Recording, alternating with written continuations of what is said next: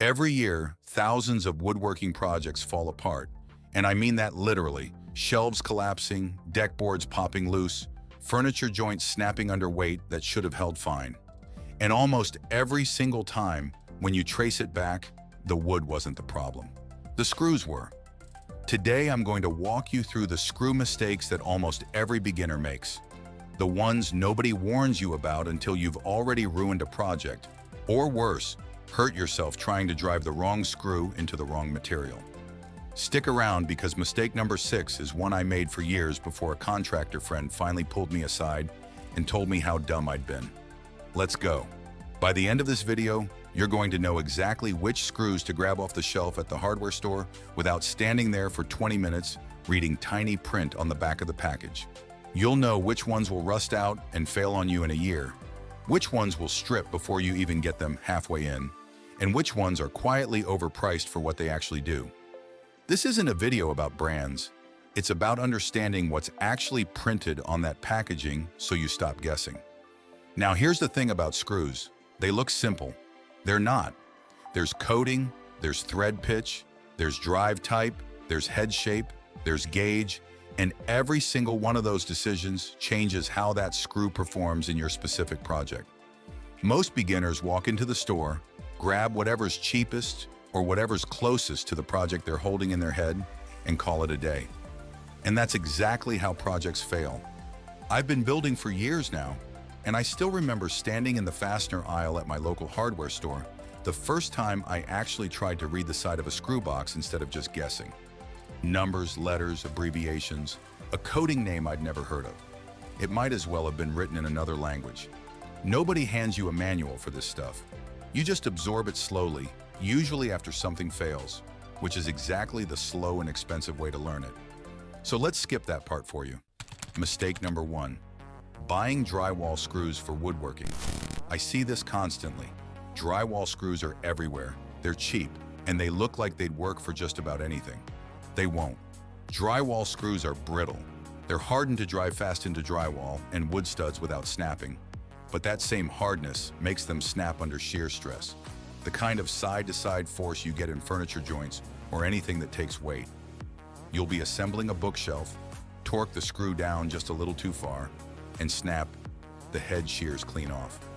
I've had it happen mid-project, screw head spinning uselessly in the driver bit, and now you've got a broken screw buried in your workpiece that you have to drill out, sometimes ruining the hole entirely and forcing you to start that joint over from scratch.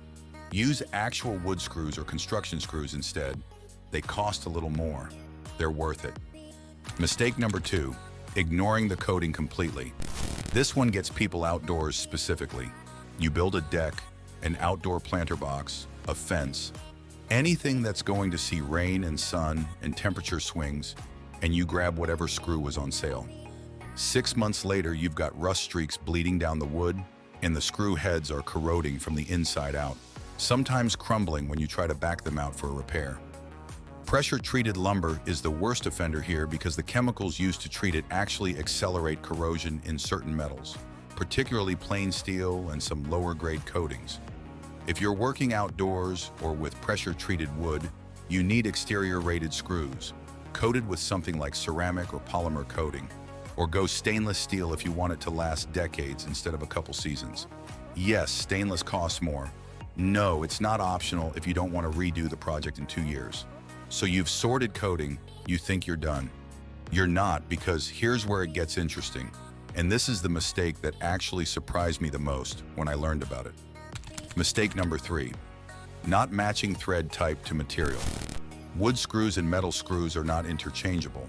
And I used to think that was just marketing nonsense until I actually compared them side by side under a light thread by thread. Wood screws have wider thread spacing because wood is soft and compresses around the threads, giving you grip. Metal screws have tighter, finer threads because metal doesn't compress the same way. It needs more thread contact to hold.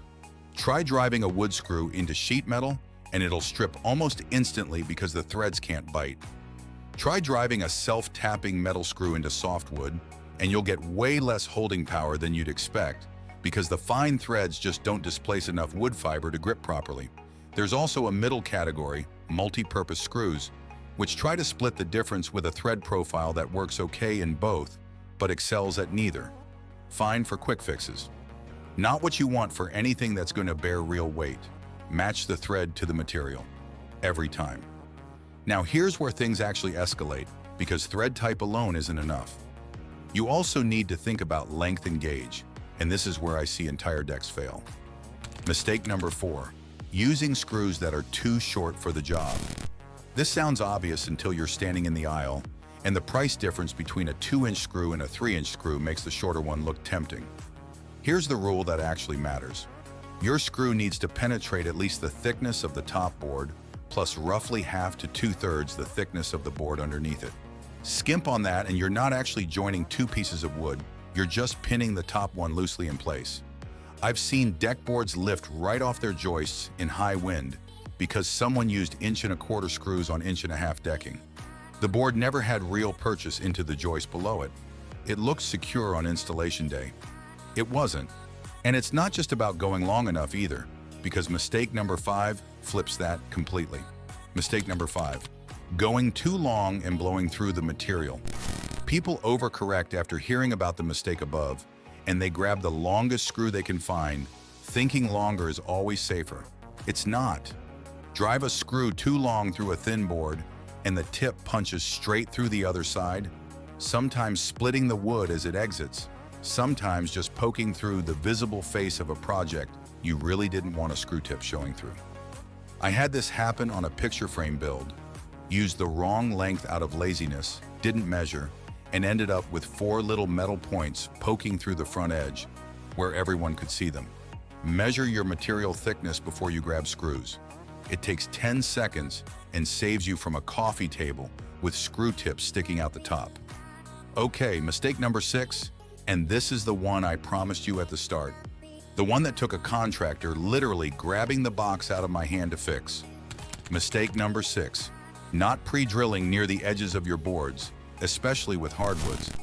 I used to think pre-drilling was a step for people who didn't trust themselves, an extra step that slowed you down for no real benefit.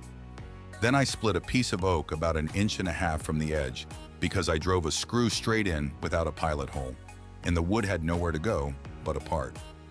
Hardwoods especially, oak, maple, cherry, they don't compress around a screw thread the way pine does.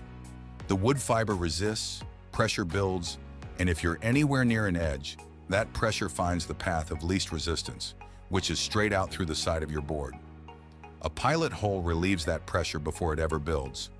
Drill first, especially within 2 inches of any edge, especially in hardwood, and you'll stop splitting boards you spent real money on. There's a pattern showing up here if you're paying attention. Every one of these mistakes comes from treating screws like an afterthought, like the boring part of the project you just want to get through so you can move on to the fun stuff.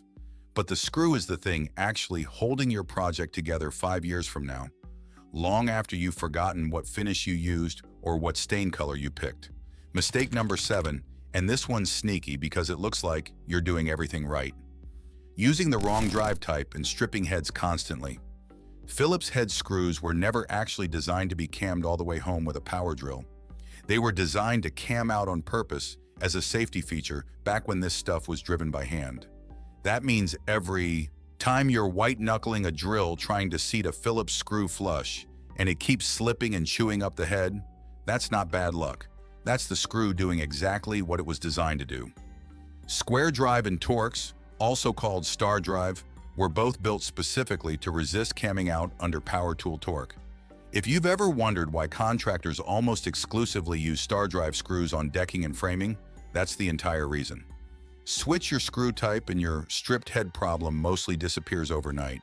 And once you've got the right drive type, there's still one thing that trips people up, which is gauge, the actual thickness of the screw shaft itself. Mistake number 8, ignoring gauge and using screws that are too thin for the load. Gauge is measured as a number, usually somewhere between 6 and 12 for general woodworking, and the higher the number, the thicker the screw. A number 6 screw is fine for light trim work, attaching molding, hanging something with minimal weight. Try to use that same number 6 screw to hang a heavy mirror or assemble a workbench joint, and you're asking a thin shaft to resist shear forces it was never built for. It'll bend before it breaks sometimes, which is honestly worse, because the joint stays technically together while slowly racking out of square under load, and you won't notice until the whole thing tips over. For anything load-bearing, shelving brackets, table legs, structural framing, step up to an 8 or a 10 gauge minimum. It costs you maybe a few extra dollars on the whole project. It's nothing compared to rebuilding a shelf that collapsed under a stack of books, or worse, having it collapse with someone leaning on it. Mistake number 9, mixing metals and triggering corrosion you never see coming. This one's quiet. It doesn't show up on day one. You build something with a mix of metals touching each other, say a galvanized screw against a piece of copper flashing, or a stainless screw butted up against plain steel hardware, and over months that contact point starts corroding faster than either metal would on its own. It's called galvanic corrosion, and it happens because two different metals in contact, with a little moisture present, basically form a tiny battery, and one of those metals eats itself away to feed the reaction. I learned this the hard way on an outdoor planter where I'd use stainless screws right against galvanized brackets. A year later, the brackets were pitted and crumbling at every contact point, while the screws themselves looked brand new. Keep your metals consistent within a single project, especially outdoors, and you avoid the whole problem entirely. Mistake number 10, and honestly, this might be the most common one of all. Buying based on price per box instead of price per project. That giant bargain bin of 300 mixed screws for $4 looks like a steal standing in the aisle. Get it home and you'll find out half of them are the wrong length. A third of them strip on the first turn because the coating is garbage, and you end up running back to the store anyway for the dozen screws that actually work. I did this constantly when I was starting out, chasing the cheapest box instead of the right box, and I probably spent more money over a year buying 3 bad batches than I would have spent on 1 good batch from the start. Buy quality screws specific to the job in front of you. Buy the quantity you actually need. It's almost always cheaper in the long run, and it definitely saves you a second trip to the store. So where does that leave you? Every mistake on this list traces back to the same root cause, treating the screw as a generic part instead of an engineered component matched to a specific job. Wood versus metal threading, coating for the environment it'll live in, length matched to material thickness, drive type matched to your tool, gauge matched to the load it'll carry, metal compatibility, buying for the project instead of the price tag. None of this is complicated once you know it, which is exactly why it's frustrating that almost nobody explains it clearly before you've already ruined a project finding out the hard way. Next time you're standing in that hardware store aisle staring at 40 different boxes of screws that all kind of look the same, you'll actually know what you're reading. You'll check the coating, the gauge, the length against your material, the drive type, and whether the metal plays nice with everything else in your build, and you'll grab the right box in under a minute instead of guessing and hoping. That's the difference between a project that holds for 20 years and one you're rebuilding next spring. It's also the difference between a deck that's still solid when your kids are grown and one that's wobbling by the second summer. If this saved you from making a mistake you didn't even know you were about to make, let me know down in the comments which one surprised you most.